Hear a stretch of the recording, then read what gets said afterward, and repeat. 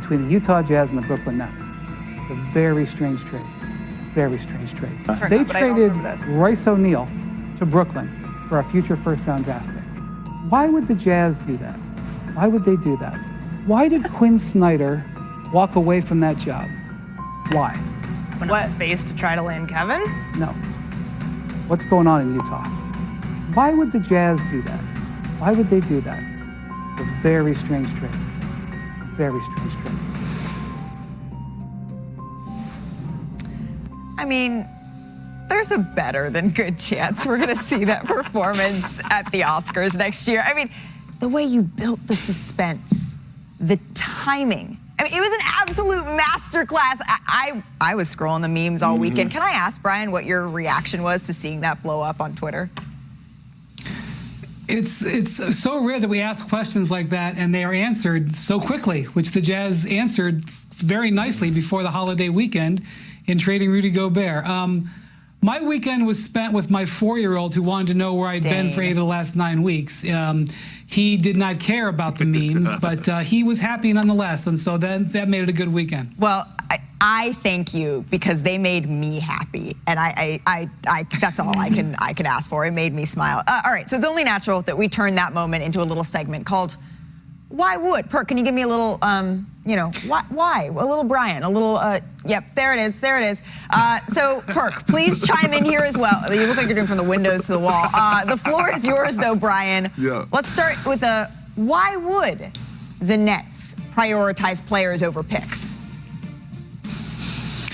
Well, Malika, they don't control their next 5 drafts. That's been traded to the Houston Rockets. So, they went through this process when they rebuilt after trading away their draft control to the Celtics, and it took a long time for them to get back on their feet. And so if you look at the transactions that they have made this offseason, picking up Royce O'Neal, which is a win-now move, re-signing Patty Mills, signing TJ Warren, these are veteran pickups. Those are not rebuild moves. Those are moves designed to continue to compete for next season. And so, by the way, and as Woj said earlier, they don't just want veteran players. They want veteran players and picks. They want everything. They want it all. So, but, if you go back, I think what Joe Tsai is looking for is he's looking for a team that competes and is competitive for the playoffs. Like the team that he had before Durant and Kyrie got there. I think that's what he wants. He doesn't want a team that wins 17 games. Kendrick? And he shouldn't. Look, he should want to compete. He shouldn't want to go from Kevin Durant, James Harden, and Kyrie Irving to rebuilding. Who wants to do that? And there's so much that you could get back for Kevin Durant and Kyrie Irving. I wouldn't want picks either. Give me a young superstar, a young star in the making to come build so I can continue to be the most relevant thing in New York when it comes to basketball. I could have the edge over the New York Knicks when it comes to basketball. We could talk about the Brooklyn Nets in the city of New York when it comes to basketball. Give me superstar, star caliber young players over picks any day. So then next question, why would the Raptors not go all in on Kevin Durant, Mr. Windhorst? Because they might not have to. Let's take a look at history. The history is the Kawhi Leonard trade. When they did the Kawhi Leonard trade, they didn't necessarily have the best offer, but they were able to wait it out. And then more important, Malika, they had a good sense of the market for Kawhi Leonard. And so right now, as they look at the market for Kevin Durant, I'm not so sure they feel like they need to make their highest and best offer. I think they know that the Suns' offer isn't what the Nets want. I think they know that Zion Williamson is now off the board. They can't trade for him. I think they know that the Heat can't beat the offer that they had. So why should Masai Ujiri, who, by the way, playing poker in the Kawhi Leonard sweepstakes worked out for him, why wouldn't he employ the same strategy here? Make an offer and wait for it to need to be improved. Look, if you look at what they've got, they're holding a pretty strong hand. They have Pascal Siakam. They have OG Anunoby. They control all of their draft picks. Why would we even need, if you're them, you'd say, why would we even need to discuss Scotty Barnes at this point? I don't think not only do I not think Scotty Barnes is in the offer, I don't think he's anywhere close to being in the offer yet. And maybe that'll backfire on him, but Masai Ujiri won doing this in the past. And I think he likes his position. And so that's why the Nets, I think, are pulling back and even contemplating, hey, maybe we just don't trade him. That's a negotiating position for him, for them, just like Masai Ujiri has a negotiating position. And I think it could end up being quite effective depending on where the Nets want to draw the line. Kendrick? Can we be honest for a second? I hope if you're that's a all we general do. manager, if you're Masai Ujiri, do you fully trust Kevin Durant like that? Like, I mean, if we're being honest here, and we look at KD history, if I'm somebody in the front office, I'm not just putting all my trust in the KD. I don't know what he's thinking or when he might decide to leave or when he might request a trade. So why would I give up a young superstar or superstar caliber player and Scotty Barnes for that I know has a ceiling that has a high ceiling? I wouldn't do that either. Well, that's going to do it for this edition of Why Would? Thank you for playing, and please let's Who came up with the music? Oh, you like it? I kind of am Been exactly 1 week since Kevin Durant requested a trade out of Brooklyn.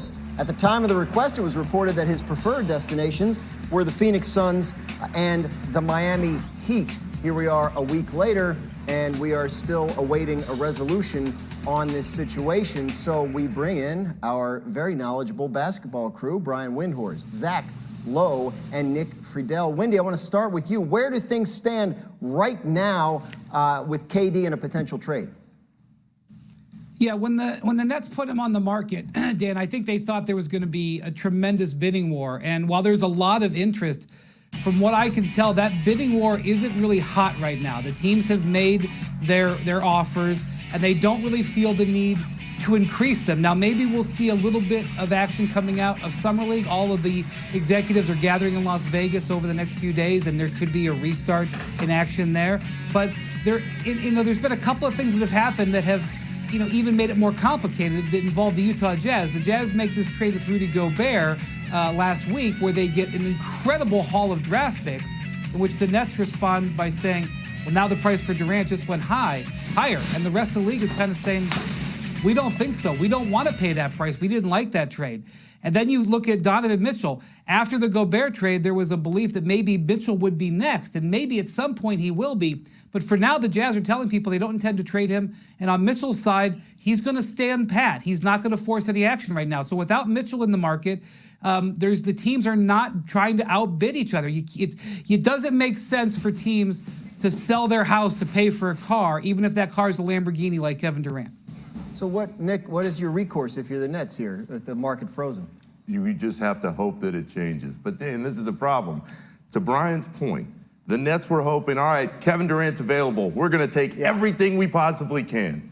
And that hasn't been the case.